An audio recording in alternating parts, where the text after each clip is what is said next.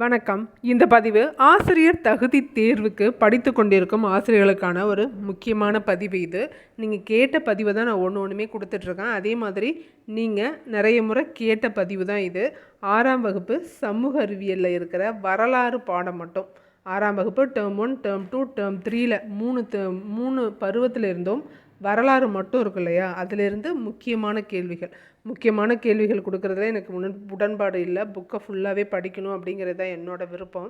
ஆனால் நிறைய பேர் எனக்கு 50 வயசாகுது மேடம், புக்கை பார்த்து படிக்கிறது ரொம்ப கடினமாக இருக்குது அப்படின்னு சொன்னதுக்காக அதுலேருந்து ஒரு 300-400 கேள்வி, அதாவது 6ஆம் வகுப்பு வரலாறுலேருந்து மட்டும் 300லேருந்து 400 கேள்விகள் கொண்டு வர ட்ரை பண்ணுறேன். நாம் இந்த பதிவில் முதல் 100 கேள்விகள் பார்க்கலாம். ஞாபகம் வச்சுக்கோங்க, எல்லாமே முக்கியமான கேள்விகள் தான். இதிலிருந்து உங்களுக்கு கேள்விகள் வர அதிகமான வாய்ப்புகள் இருக்குது. அதனால் நீங்கள் இந்த கேள்விகளை கேட்டுக்கிட்டு இருந்தால் கூட உங்களால் ஆன்சர் பண்ணிட முடியும். அதை விட அதிகமாக ரிவைஸ் பண்ணுங்கள், புக்கை வச்சு படிங்க. புக்கு இல்லாதவங்க, வேறு வழியே இல்லை, எனக்கு படிக்கிறதுக்கு டைமே இல்லை அப்படிங்கிறவங்களுக்காக தான் இந்த பதிவு. தொடர்ந்து படிக்கலாம். முதல் கேள்வி பாருங்கள். உலகிலேயே முதலாக விலங்குகளுக்கு மருத்துவமனை அமைத்து தந்தவர் யார்? ஆன்சர் அசோகர். உலகிலேயே முதலாக விலங்குகளுக்கு மருத்துவமனை அமைத்து தந்தவர் அசோகர். வெங்கல காலத்தை சேர்ந்த கற்கருவிகள் கண்டறியப்பட்ட இடம் லோத்தல். வெங்கல காலத்தை சேர்ந்த கற்கருவிகள் கண்டறியப்பட்ட இடம் லோத்தல். பிம்பேட்கா, அத்திரம்பாக்கம், ஹன்சாகி ஆகிய இடங்களில் கண்டறியப்பட்ட அகழாய்வு பொருட்கள் எந்த காலத்தை சேர்ந்தவை?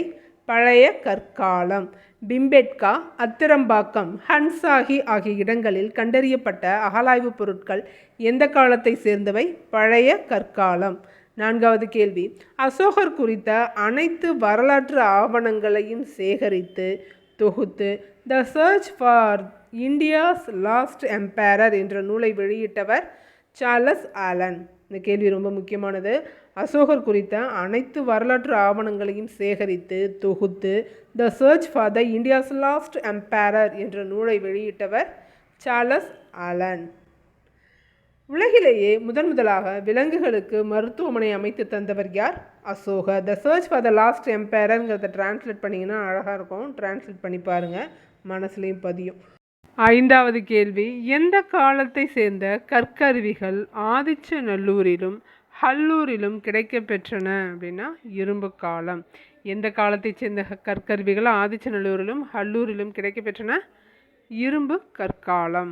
6வது கேள்வி. வெற்றிக்கு பிறகு போரை துறந்த அரசர் யார்? வெற்றிக்கு பிறகு போரை துறந்த அரசர் யார்? அசோகர். கேள்வி பாருங்க. அசோகர் உத்தரப்பிரதேச மாநிலம் டேஷில் நிறுவிய கற்றூனில் உள்ள முத்திரையில் இருந்து நமது தேசிய கொடியில் இடம்பெற்றுள்ள 24 ஆரங்களை கொண்ட அசோக சக்கரம் இடம்பெற்றுள்ளது சாரநாத். சாரநாத் எங்கே இருக்குது? உத்தரப்பிரதேச மாநிலத்தில் இருக்குது. 8வது கேள்வி பாருங்கள். பழங்கால மனிதன் தனது உணவை சேகரிக்க மேற்கொண்ட நடவடிக்கை வேட்டையாடுதல். பழங்கால மனிதன் உணவை சேகரிக்க மேற்கொண்ட நடவடிக்கை வேட்டையாடுதல். பண்டைய காலத்தில் வாழ்ந்த மனிதர்கள் பயன்படுத்திய பொருட்கள் அகழாய்வுகள் மூலம் தோண்டி எடுக்கப்பட்டுள்ளன. அப்பொருட்கள் அக்கால மனிதர்களின் வாழ்க்கை முறையை அறிய பாதுகாக்கப்படுகின்றன. இந்த கூற்றுக்கு தொடர்புடையது எது? அருங்காட்சியகங்கள். அருங்காட்சியகத்தில் தான் நம்ம இதை பாதுகாக்கிறோம். அதனால் இந்த கூற்றுக்கு தொடர்புடையது அருங்காட்சியகங்கள். 10வது கேள்வி. கூற்று காரணம் கேள்வி. கூற்று. பழைய கற்கால மனிதர்கள் வேட்டையாடச் செல்லும் போது நாய்களை உடன் அழைத்து சென்றனர். காரணம், குகைகளில் தங்கியிருந்த போது நாய்கள் விலங்குகள் வருவதை உணர்த்தின. குகைகளில் தங்கியிருந்த போது நாய்கள் விலங்குகள் வருவதை உணர்த்தின. கூற்று சரி, காரணமும் சரி. கூற்றும் சரி, காரணமும் சரி. 11வது கேள்வி. 11வது கேள்வி பாருங்கள். வரலாற்றின் தந்தை யார்? ஹேரோடோட்டஸ். வரலாற்றின் தந்தை ஹேரோடோட்டஸ். 12வது கேள்வி. மருத்துவத்தின் தந்தை யார்? ஹிப்போக்ராட்டஸ். மருத்துவத்தின் தந்தை ஹிப்போக்ராட்டஸ். மரபியலின் தந்தை கிரிகர் மெண்டல். Gregor Mendel. மரபியலின் தந்தை கிரிகர் ஜோஹன் மெண்டல். 14வது கேள்வி. பழைய கற்கால மனிதன் பழக்கிய முதல் விலங்கு நாய்கள். பழைய கற்கால மனிதன் பழக்கிய முதல் விலங்கு நாய்கள். முதல் நேராக நிமிர்ந்த மனிதன் யார் அப்படின்னா எர்கட்டஸ். ஹோமோ எர்கட்டஸ் தான் நேராக நிமிர்ந்த மனிதன். 16வது கேள்வி, குரோ-மேக்னனான் மனிதர்கள் டேஷில் உள்ள லாஸ்கோஸ் என்னும் இடத்தில் உள்ள குகைகளில் வாழ்ந்ததற்கான தொல்லியல் சான்றுகள் கிடைத்துள்ளன. பிரான்ஸ். குரோ-மேக்னான் மனிதர்கள் டேஷில் உள்ள லாஸ்கோஸ் என்னும் இடத்தில் உள்ள குகைகளில் வாழ்ந்ததற்கான தொல்லியல் சான்றுகள் கிடைத்துள்ளன. பிரான்ஸ். லாஸ்கோஸ் பிரான்ஸில் இருக்குது. ஆர்த்தபோஸ் என்பதன் பொருள் மனிதன். ஆந்த்ரோபாலஜி என்பது டேஷ் பற்றிய படிப்பு, மானிடவியல் பற்றிய படிப்பு.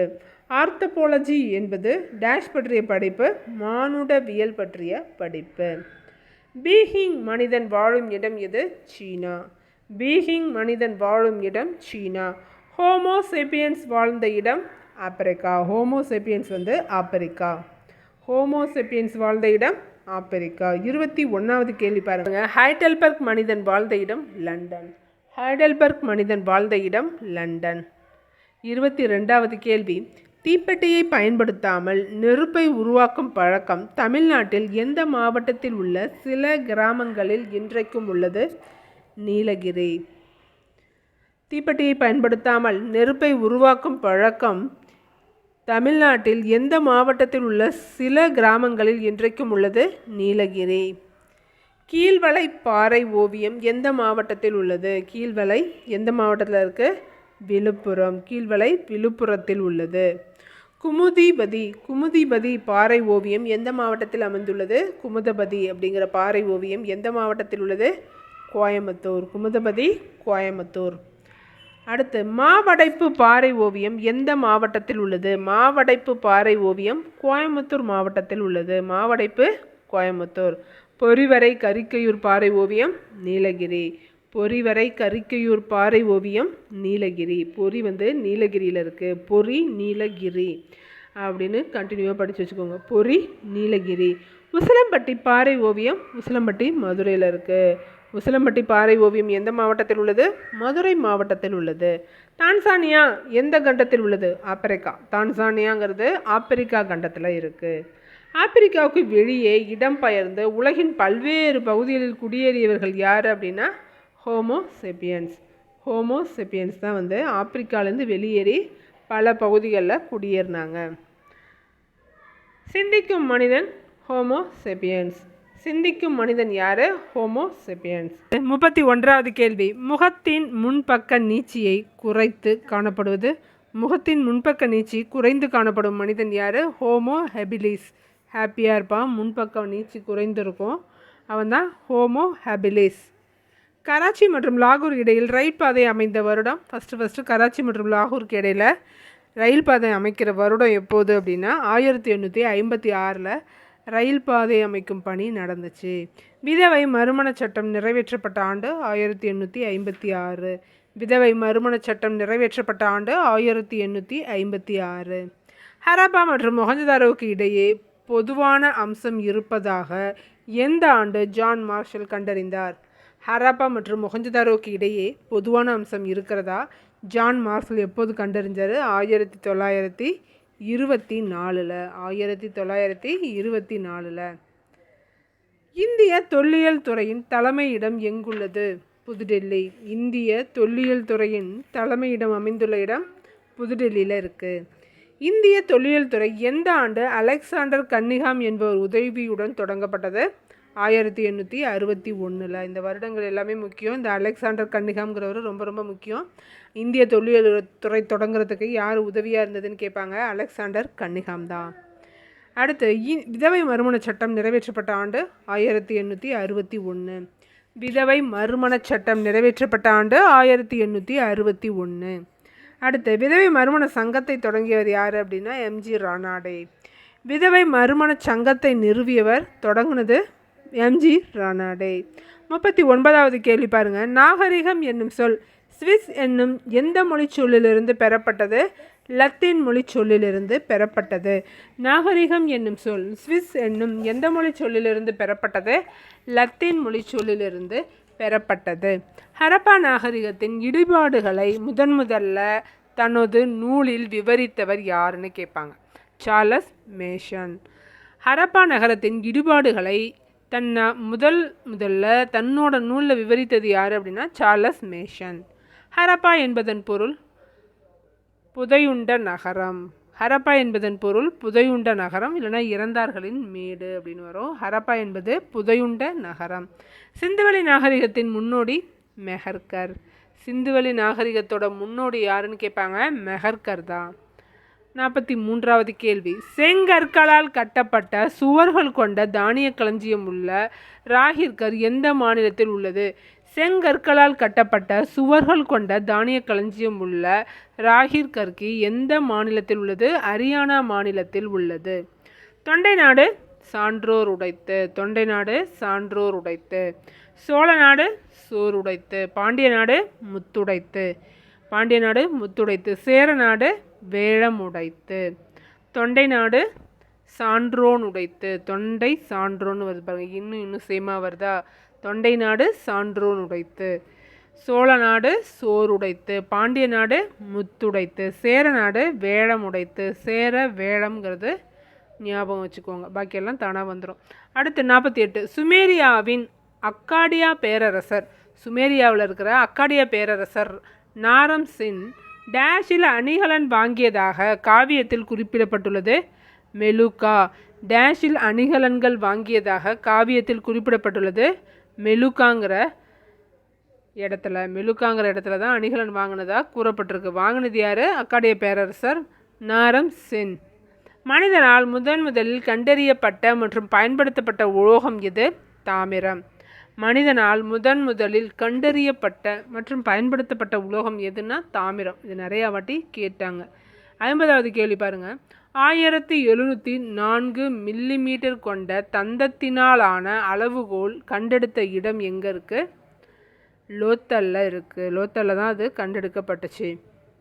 1704 மில்லிமீட்டர் கொண்ட தந்தத்தினால் ஆன அளவுகோல் கண்டெடுத்த இடம் லோத்தல்ல கண்டெடுக்கப்பட்டுச்சு. லோத்தல் எந்த ஆற்றின் துணை ஆற்றின் கரையில் இருக்குது அப்படின்னா சமர்பதி ஆற்றின் துணை ஆற்று கரையில் இருக்கிறது தான் வந்து லோத்தல்.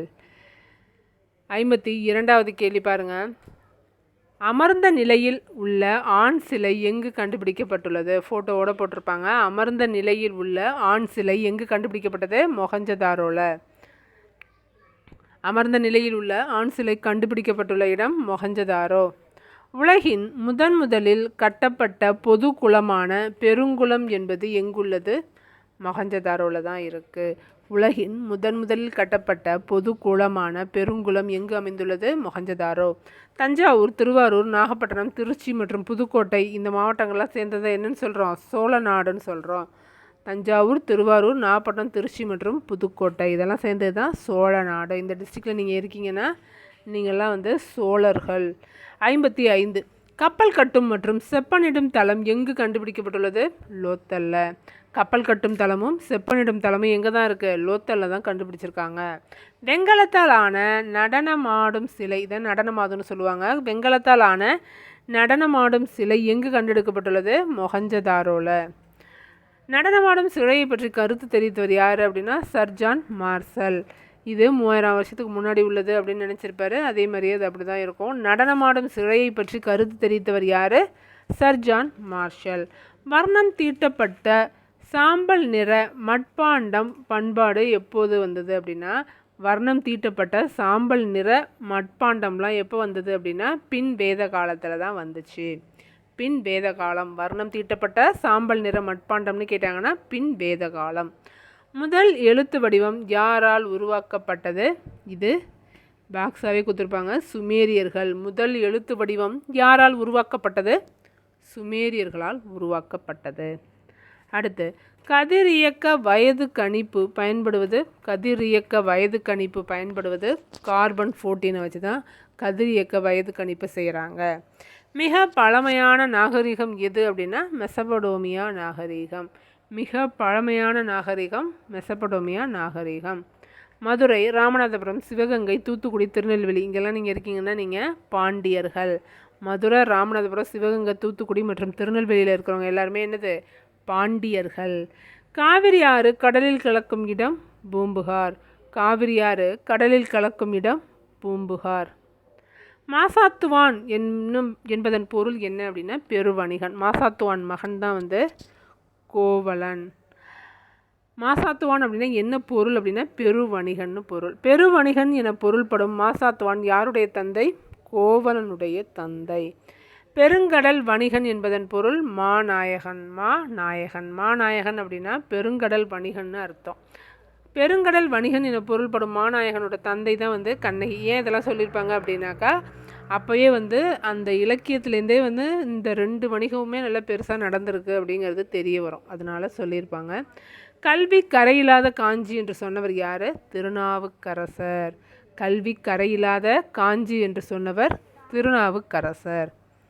அடுத்து, பூம்புகாரில் கடல் வழியாக குதிரைகள் இறக்குமதி செய்யப்பட்டதையும் தரைவழி தடங்கள் வழியாக கருமிளகு இறக்குமதி ஆனது பற்றியும் குறிப்பிடும் பட்டினப்பாளையின் ஆசிரியர் யார்? இந்த செய்தியெல்லாம் பட்டினப்பாளையில் இடம்பெறுது.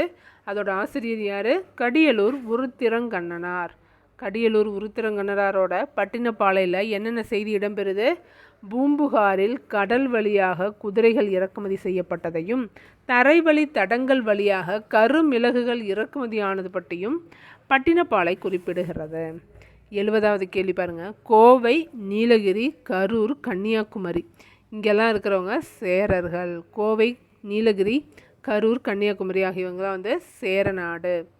வணிக நகரம் எனப்படுவது மதுரை. வணிக நகரம் என்று அழைக்கப்படுவது மதுரை.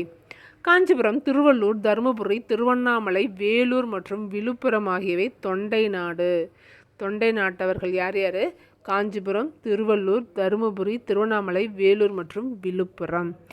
ஏரிகளின் மாவட்டம் என்று அழைக்கப்படுவது காஞ்சிபுரம். ஏரிகளின் மாவட்டம் என்று அழைக்கப்படுவது காஞ்சிபுரம். 74வது கேள்வி. பௌத்த துறவியான மணிமேகலை தனது இறுதி காலத்தை எங்கு கழித்தார்? காஞ்சிபுரம். பௌத்த துறவியான மணிமேகலை தனது இறுதி காலத்தை எங்கு கழித்தார்? காஞ்சிபுரத்தில். 75வது கேள்வி. புத்தகயா, சாஞ்சி போன்ற 7 இந்திய புனித தலங்களுள் காஞ்சிபுரமும் ஒன்று என்று சொன்னவர் யார்? யுவாங் சுவாங். 7 புனித தலங்கள், புத்தகயா, சாஞ்சி போன்ற 7 புனித தலங்களில் காஞ்சிபுரமும் ஒன்று என்று சொன்னவர் யுவாங் சுவாங். 76. கோவில்களின் நகரம் என்று அழைக்கப்படுவது காஞ்சிபுரம். இதில் நிறைய டிஃப்ரென்ஸ் இருக்குது. ஆனால் நம்ம புக்கில் 6th ஸ்டாண்டர்டில் இதை தான் கொடுத்துருக்காங்க. அதனால் படிச்சுக்கோங்க. கோவில்களின் நகரம் என்று அழைக்கப்படுவது காஞ்சிபுரம். டேஷ் நாட்டு அரசர் சாலமோன் முத்துக்களை பாண்டியர் துறைமுகமான கொற்கைக்கு அருகில் உள்ள உவரி என்னும் இடத்திலிருந்து இறக்குமதி செய்தார்? இஸ்ரேல் நாட்டு அரசர் சாலமன் முத்துக்களை பாண்டிய துறைமுகமான கொற்கைக்கு அருகில் உள்ள உவரிங்கிற இடத்துல இறக்குமதி பண்ணார். அந்த சாலமன் எந்த நாட்டு அரசர்? இஸ்ரேல் நாட்டு அரசர். தூங்கா நகரம் என்று அழைக்கப்படுவது மதுரை. தூங்கா நகரம் மதுரை. நகரங்களில் சிறந்தது காஞ்சி என்று சொன்னவர் யார்? காளிதாசர். நகரங்களில் சிறந்தது காஞ்சி என்று சொன்னவர் காளிதாசர். கல்வி கரையில்லாத காஞ்சின்னு சொன்னது திருநாவுக்கரசர். மதுரையை பற்றி அர்த்தசாஸ்திரத்தில் கூறியவர் யார்? அர்த்தசாஸ்திரம் யாரோடது? சாணக்கியரோடது. கல்வி நகரம் என்று அழைக்கப்படுவது காஞ்சி. கல்வி நகரம் என்றும் காஞ்சி அழைக்கப்படுது. கைலாசநாதர்னு படிச்சுக்கோங்க. கைலாசநாதர் கோவிலை கட்டியவர் யார்? ராஜசிம்மன். கைலாசநாதர் கோவிலை கட்டியவர் ராஜசிம்மன். 83வது கேள்வி பாருங்க. தனது பயண குறிப்புகளில் மதுரையை பற்றி குறிப்பிடும் கிரேக்க பயணியார் மெகஸ்தனிஸ். கிரேக்க பயணியார் மெகஸ்தனிஸ். அவர் தன்னோட பயண குறிப்பில் மதுரையை பற்றி சொல்லியிருக்காரு. மெகஸ்தனிஸ் எழுதிய நூல் என்னது? இண்டிகா. மெகஸ்தனிஸ் எழுதிய நூல் இண்டிகா. அயாஸ் என்பதன் பொருள் செம்பு. அயாஸ் என்பதன் பொருள் செம்பு. சபோரிகூட் என்பதன் பொருள் புனைப்பெயர். சபோரிகோட் என்பதன் பொருள் புனைப்பெயர். மோட் என்பது அகலி. MOAT. மோட் என்பது அகலி. ருத்ரன் என்பது அழிக்கும் கடவுள். ருத்ரன் என்பது டெமாலிஷ் பண்ணும், டெஸ்ட்ராய்டு கடவுள்னு அர்த்தம். ருத்ரன் என்பது அழிக்கும் கடவுள். இது ஒரு TNPSCயில் கேட்டிருந்தாங்க. 6500 ஆண்டுகளுக்கும் பழமையான நகரத்தின் நகரம் எது? ஈராக். 6500 ஆண்டுகளுக்கும் பழமையான நகரத்தின் நகரம் என்று அழைக்கப்படுறது ஈராக். ஷியாமா என்பது இரும்பு. ஷியாமா என்பது இரும்பு. 91 கீழடி ஆராய்ச்சி தொடர்புடைய நகரம். கீழடியோட ஆராய்ச்சியில் தொடர்புடைய நகரம் வந்து மதுரை கிட்ட தான் இருக்குது கீழடி. கீழடி ஆராய்ச்சி தொடர்புடைய மாவட்டம் சிவகங்கை. கீழடி ஆராய்ச்சி தொடர்புடைய மாவட்டம் வந்து சிவகங்கை. விஷ்ணு என்பவர் காக்கும் கடவுள். விஷ்ணுங்கிறது காக்கும் கடவுள். ரிக் வேத காலத்தில் ஆரியர்களின் வாழ்விடமாக இருந்தது சப்த சிந்து, அதாவது பஞ்சாப். ரிக் வேத காலத்தில் ஆரியர்களின் வாழ்விடமாக இருந்தது என்ன அப்படின்னா சப்த சிந்து, பஞ்சாப். வாய்மையே வெல்லும் என்ற பொருள்படும் சத்தியமேவ ஜெயத்தை எதிலிருந்து எடுக்கப்பட்டது?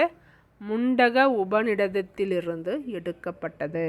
வாய்மையே வெல்லும் என்னும் பொருள்படும் சத்தியமேவ ஜெயத்தை எதிலிருந்து எடுக்கப்பட்டது? முண்டக உபநிடதத்திலிருந்து எடுக்கப்பட்டது. இறுதியான எழுதப்பட்ட பிரதி என பொருள்படுவது ஸ்மிருதி. ஸ்மிருதிக்கு என்ன பொருள்? இறுதியான எழுதப்பட்ட பிரதி என்பதுதான் பொருள். டேஷ் வேதகால ஆரியர்கள் நாடோடிகள் ஆவர். எந்த வேத காலத்தில் இருந்த ஆரியர்கள் வந்து நாடோடிகளாக இருந்திருக்காங்க அப்படின்னா ரிக் வேதகாலம். ரிக் வேதகால ஆரியர்கள் நாடோடிகள் ஆவர். பரதர், மத்ஸ்யசர், புரு போன்ற ராஷ்டிரம் இனக்குழு அரசு எந்த வேத காலத்தை சேர்ந்தது? ரிக் வேத காலத்தை சேர்ந்தது. பரதர், மத்யசர், புரு போன்ற ராஷ்டிரம் இனக்குழு அரசு எந்த வேத காலத்தை சேர்ந்தது? ரிக் வேத காலத்தை சேர்ந்தது. 99வது கேள்வி, மிக பழமையான இனக்குழு மன்றம் எது? மிக பழமையான இனக்குழு மன்றம் எது? விதாதா. மிக பழமையான இனக்குழு மன்றம் விதாதா. மிக பழமையான இனக்குழு மன்றம் விதாதா. வேத காலத்தில் நில உரிமையாளர்கள் யார்? வைசியர்கள். வேத காலத்தின் நில உரிமையாளர்கள் யார்? வைசியர்கள் தான் வந்து நில உரிமையாளர்களாக இருந்திருக்காங்க வேத காலத்தில். இதோட 100 கேள்விகள் முடியுது. டைம் அதிகமாக இருந்தால் உங்களுக்கு கடினமாக இருக்குங்கிறதுனால இதோட நிறுத்திக்கிறேன். அடுத்து 100 கேள்வி அடுத்த பதிவில் பார்க்கலாம். இது உங்களுக்கு பயனுள்ளதாக இருந்தால் சொல்லுங்கள், தொடரலாம். நன்றி, வணக்கம்.